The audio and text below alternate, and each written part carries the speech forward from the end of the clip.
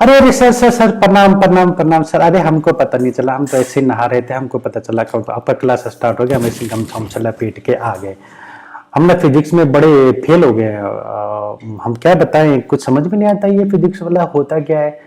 और हमको तो कल हमारे घर में ना एक पंखा बनाने वाला आया हूँ, हम ना पंखा खराब हो गया था ना, गर्मी में पड़ रहे थे, कुछ हो नहीं रहा था। बाबू बोले कि जो पंखा वाला के बुला, हम पंखा वाला के बुला दिए और वो पंखा ठीक किया। ऊपर ऊपर सीढ़ियों पर चढ़ल था, हमको कंडेंसर वो कैपेसिटर वो निकाल के दिया और हम पगला गए। हम दोनों तरफ छू लिए तो हमको करंट मार दिया। हम तो समझ में के बाहर कि इसमें भैया करंट पा कहाँ से आ गया, ये होता क्या है, जरा तो मुझे समझाइए। अब फेल भी वहां भी हो जाते हैं, ये मैकेनिक भी हमको छुआ दिया, तुमको करंट मार दिया। फिजिक्स का एक नया टॉपिक, संधारित्र या कैपेसिटर किसे कहा जाता है। देखिए, हर चीज की अपनी एक कैपेसिटी होती है। जैसे अगर आपने 1 गिलास पानी लिया तो उसमें 1 गिलास ही पानी आएगा, आप उसको इससे ज्यादा नहीं भर सकते।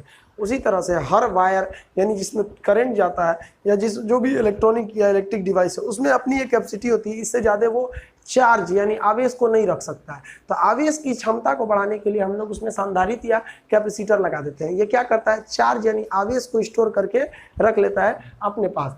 अब ये संधारित्र का सिंबल कैसे होता है, संधारित्र का सिंबल इस तरह से होता है। हालांकि ओरिजिनल संधारित्र आप यहाँ पे इमेज में देख सकते हैं किस तरह का होता है, आप इसे ट्रांजिस्टर या रेडियो इत्यादि में आप देखे होंगे। अच्छा ऐसे होता है, अब समझ में आ गया। हम कभी नहीं फेल होंगे फिजिक्स में।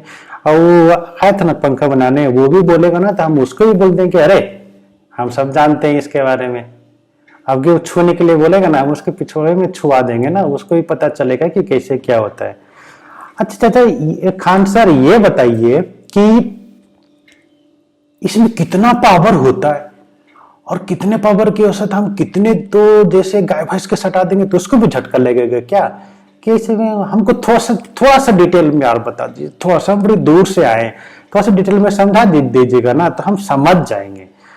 और वो हमारे फिजिक्स के टीचर है ना, वो भी थोड़ा सा ना नहीं सही से समझाते हैं। आप ना थोड़ा सा समझाइए ना इंटरेस्टिंग तरीके से, हम पक्का याद कर लेंगे। फिजिक्स में कभी कभी नहीं फेल होंगे, हम नोट भी कर लेंगे सब कुछ ना, और एकदम बजावते से नोट करेंगे, सब कुछ नोट करेंगे। आप समझाइए ना समझाइए ना समझाइए। कभी कभी क्वेश्चन कैसे दे देता है कि अगर 2 कैपेसिटर है, कोई कैपेसिटर है, उसके 2 प्लेटों का एरिया यानी जो प्लेट का जो एरिया है, इस एरिया को बढ़ा देंगे तो इसकी कैपेसिटी पर क्या असर पड़ेगा संधारित्र की। इसके बीच की दूरी को घटा देंगे तो क्या होगा, इसके बीच एक धातु का छड़ रख देंगे तो क्या होगा, अगर इंसुलेटर यानी अधातु का कोई रख देंगे तो क्या होगा। इस टाइप से रिलेटेड क्वेश्चन भी आते हैं। तो पहले तो आप उसको फॉर्मूला बेसिस पे आप समझिए। ये फॉर्मूला वाले की याद नहीं रखिएगा आप, इसे कोई खास नहीं, जब न्यूमेरिकल सॉल्व करना हो तभी इसका यूज करिएगा। C यानी C is equal to epsilon 0 A by D. Epsilon 0 एक स्थिरांक है, इसका वैल्यू आपको एग्जाम में दिए रहेंगे क्वेश्चन में। A जो होता है एरिया होता है। अब आप देखिए कैपेसिटर और A में डायरेक्ट रिलेशन है, यानी एरिया बढ़ाइएगा तो संधारित्र की क्षमता बढ़ जाएगी, घटाएंगे तो घट जाएगी। बट डिस्टेंस D में कैसा संबंध है, उल्टा है। अगर दूरी को बढ़ाते हैं तो क्षमता क्या हो जाएगी, घट जाएगी। दूरी को घटाते हैं तो क्षमता बढ़ जाएगी। ये फॉर्मूला है, इस फॉर्मूला को मिटा देते हैं। विदाउट फॉर्मूला हम लोग को पढ़ना है, क्योंकि फिजिक्स बहुत ज्यादा है, बहुत बड़ा टॉपिक है। कितना फॉर्मूला हम लोग याद रखेंगे, आप ऐसे नॉर्मली समझिए क्या होता है। चलिए अब समझिए, संधारित्र की क्षमता यानी C यानी क्षमता याद रखना है। आप ऐसे समझिए ना, आपको खाना खाना है, ठीक है, आपके पास प्लेट है। अब आप खुद सोचिए, कहेगा कि प्लेटों के एरिया बढ़ाएंगे तो कितना खाना हटेगा, यानी कैपेसिटी कितनी होगी। आप नॉर्मल नहीं सोच सकते हैं, अगर बड़ा प्लेट रहेगा तो ज्यादा खाना हटेगा, यानी प्लेट का एरिया बढ़ाएंगे तो ज्यादा क्षमता हटेगा। तो एरिया बढ़ाने से क्षमता बढ़ जाती है, एरिया घटाएंगे तो घट जाएगा। बड़ा परात लेके बैठिएगा, ज्यादा खाना हटेगा। छोटा सा छीप लेके बैठेंगे, उसमें खाना कम आएगा। तो यानी ये तो आपको बिना फॉर्मूला ही बता सकते हैं, आपको इसमें फॉर्मूला लगाने की क्या जरूरत पड़ रही है ए की वैल्यू बढ़ाने या घटाने से।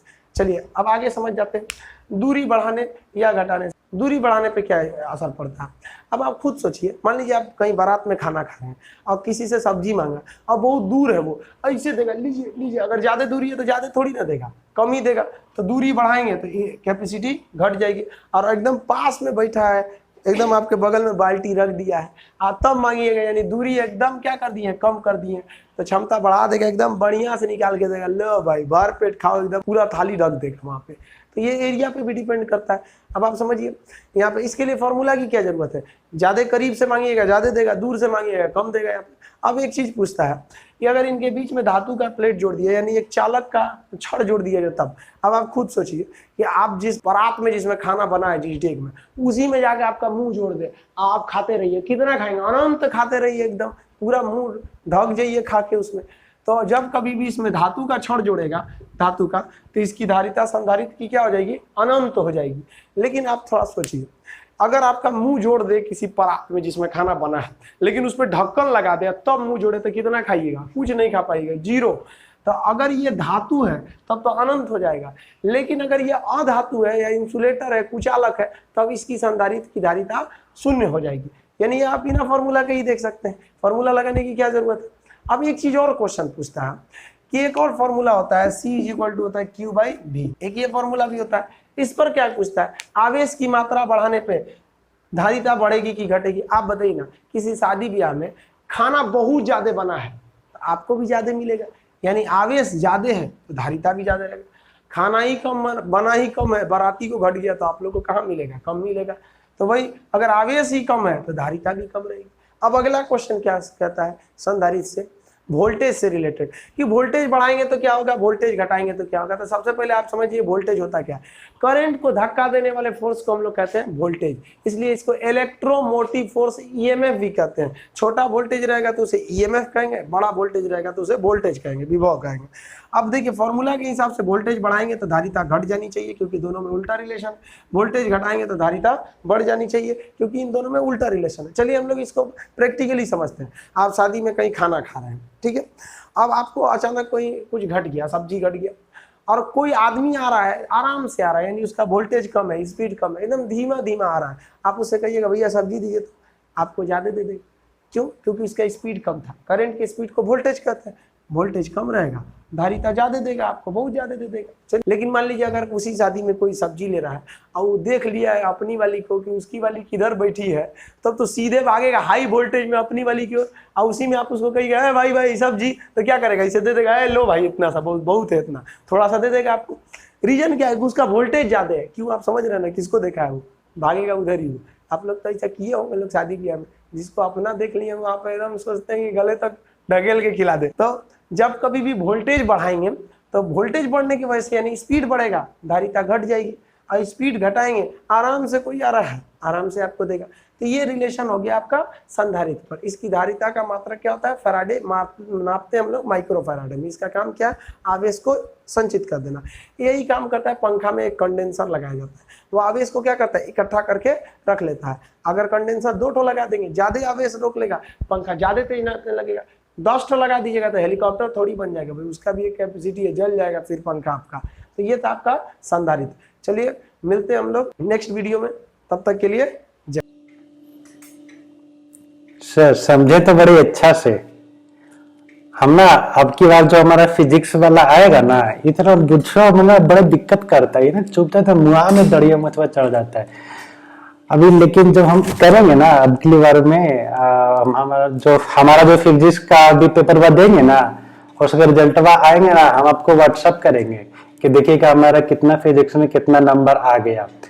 और जब वो बोले थे ना कि सदिया में खनवा देवे, पता है वो जिसका सदिया होता है ना, हम खनवा पर से जाते हैं तो उसका घर वाला बोलता है ना, एक एक लड्डुआ सबको दिया, और जो कचौड़िया ना, कचौड़िया भी एक अक्के को दिया। हम तो सबको एक अक्के को देते हैं, एक जो बुढ़वा जो हमारा ना ओकरा एको को नहीं दे। लेकिन ना वो जो आप बोले थे ना, उनको तो भर थरिया 5 गो लड्डू 5 गो कचौड़ी सब दे देते थे। फिर लेकिन हम समझ गए, हम ना आप जो जैसे समझा ना, हम सब समझ गए। अभी ना हम आपको व्हाट्सअप करते हैं। नहीं, हमको तो मोबाइल नोकिया वाला है छोटका सा, देखिए हमको छोटका सा मोबाइल, इससे व्हाट्सअप तो नहीं जाएगा। हम ना आपको ट्वीट करेंगे, वो चिड़िया वाला जो ट्वीट होता है ना, हम उससे ट्वीट करेंगे, वो उड़ते उड़ते जाएगा, आपको बता देगा। ठीक है सर, प्रणाम सर, प्रणाम।